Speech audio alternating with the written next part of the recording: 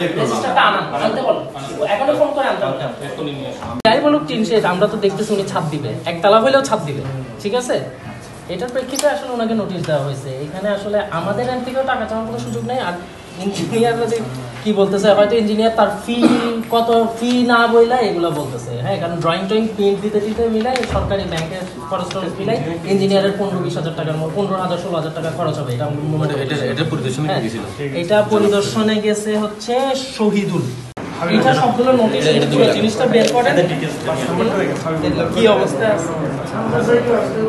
আর এটা ওই কি জানো, জাফর আলম। এটা হচ্ছে ফায়ার শিল্ড, ঠিক আছে, ফায়ার এক্সিট। এখন ফায়ার লোক কানেকশন বলতে হচ্ছে যে আবেদন না করে স্থাপনা নির্মাণ করছে, এরকম কিছু আছে। এগুলো আপনারা দেখেন, আপনারা উচ্ছেদ করেন এগুলো। আপনাদের তো অভিযান করার সিস্টেম আছে, যেমন ধরেন এই যে একটা বিল্ডিং আপনি চোখের সামনেই দেখতেছেন, ঠিক আছে, এগুলো ব্যবস্থা নিতে হবে। ব্যবস্থা না আমার তো, আমি নোটিশ দেওয়ার দায়িত্ব, আমরা নোটিশ দেই। নোটিশ দেওয়ার পর আমরা একটা মোবাইল কোর্টের জন্য একটা লিস্ট করে চেয়ারম্যান স্যারের অ্যাপ্রুভালের জন্য পাঠাই। এরপরে হচ্ছে যে আসলে চেয়ারম্যান স্যার ম্যাজিস্ট্রেটকে অর্ডার দেবে, ম্যাজিস্ট্রেট হচ্ছে মোবাইল কোর্ট পরিচালনা করবে। ওইটাতে আসলে অথরাইজ সেকশনের ইনভলভমেন্ট আছে। এরকম কয়টা তালিকা আছে আপনার কাছে যে 900 মিটার ভিতরে স্থাপনা এখনো কাজ চলমান? এরকম আপনাদের কাছে আসে নাই, কিন্তু আপনারা দেখতে পাচ্ছেন যে এগুলোর কাজ চলমান, চলতেছে কাজ। নোটিশ দেখে নোটিশ দেখে একটু তালিকাটা একটু কাইন্ডলি দেন নিয়ে আসুন তো দেখি। কলাতলি এলাকা টানেন দেখি, কলাতলি, সুগন্ধা, লাবণী সবগুলো আনেন, তিনটাই তো পয়েন্ট, তাই না? সুগন্ধা, লাবণী তো আসলে স্ট্রাকচার হচ্ছে কিনা কিছু তো হচ্ছে মনে হয়, তাই না? নিয়ে আসুন তো। রেস্ট্রিকশন জোনে না, কারণ ওই যে রেস্ট্রিকশন জোনটা হচ্ছে যে সবাই বলে বিচ থেকে, আসলে বিচ না, বিষয়টা হচ্ছে যে ওই যে জোয়ারভাটা লাইন। জোয়ারভাটা লাইন আমরা, আপনি তো দেখতেছেন একটা ছোট ম্যাপ, কিন্তু আমাদের এলইউসি যখন দেয়, এলইউসি দেয় ওরা হচ্ছে জিআইএস ম্যাপ থেকে, ঠিক আছে। এই যে জিআইএস কম্পিউটারে ওরাই ডেটা বলতে পারবে ওই জোয়ারভাটা লাইনটা থেকে ওরা দাগ নাম্বার দিলে, বিএস দাগ নাম্বার দিলে ওটা ওখানে লাগে। বাণিজ্যিক ভবন দেখে পাঁচতলা, যে কারণে এটা আসলে আমার পক্ষেও বলা খুব কঠিন। আচ্ছা, আপনি আমাকে একটু হেল্প করেন যে পাঁচতলার উপরে বাণিজ্যিক ভবন হচ্ছে এরকম একটা টেস্ট করুন।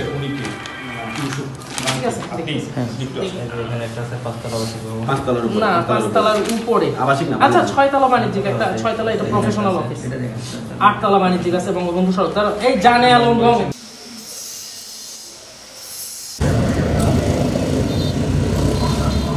আজকে প্রধান কার্যালয়ে এনফোর্সমেন্ট ইউনিট থেকে একটা অভিযোগের অনুমোদনের প্রেক্ষিতে এখানে কক্সবাজার উন্নয়ন কর্তৃপক্ষে এখানে আসি। তারপর হচ্ছে আমাদের প্ল্যান মোতাবেক আমরা চেয়ারম্যান স্যারকে খোঁজ করি, তার কাছ থেকে এইখানে অভিযোগের ব্যাপারে বক্তব্য নেওয়ার জন্য।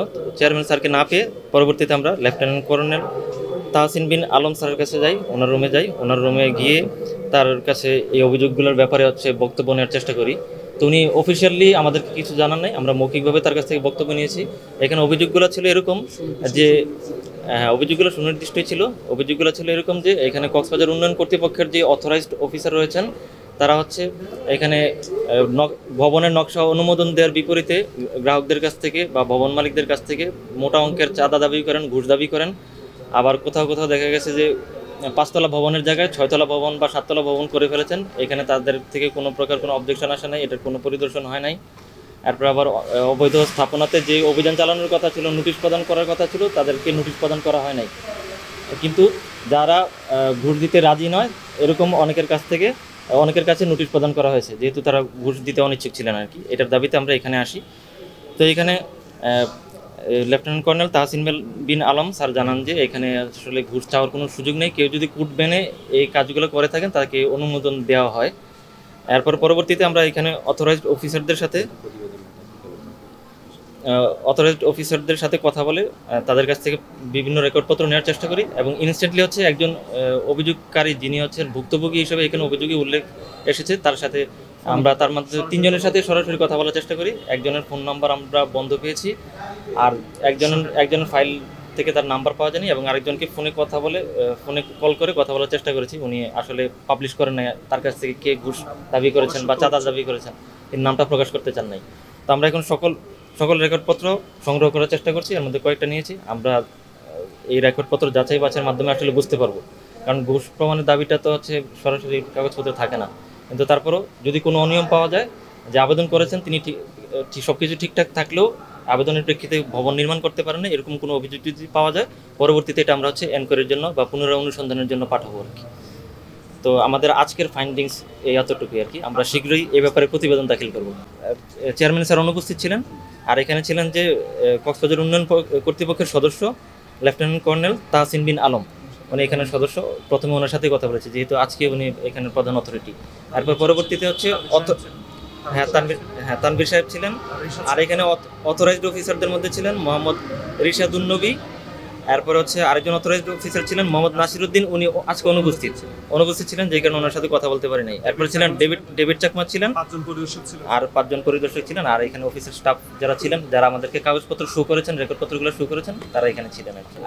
এনকোয়ারি, এটা তো এনফোর্সমেন্ট পর্যায়ে। এনকোয়ারি হচ্ছে আমরা যখন কোনো ফাইন্ডিংসে তার সত্যতা খুঁজে পাবো, তখন হচ্ছে এনকোয়ারির জন্য পাঠাবো।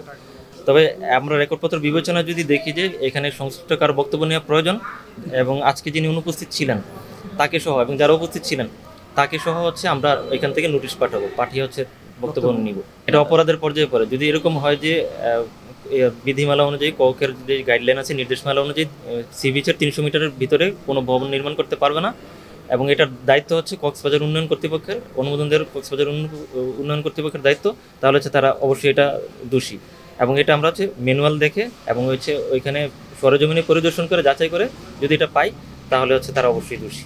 কোনো কিছু প্রমাণ করা সম্ভব হয়নি, কারণ হচ্ছে ওনারা এখন আমাদেরকে সকল রেকর্ডপত্র এখনো দাখিল করেননি, এবং আগামীকাল সকালের মধ্যে দাখিল করবেন, এরকম একটা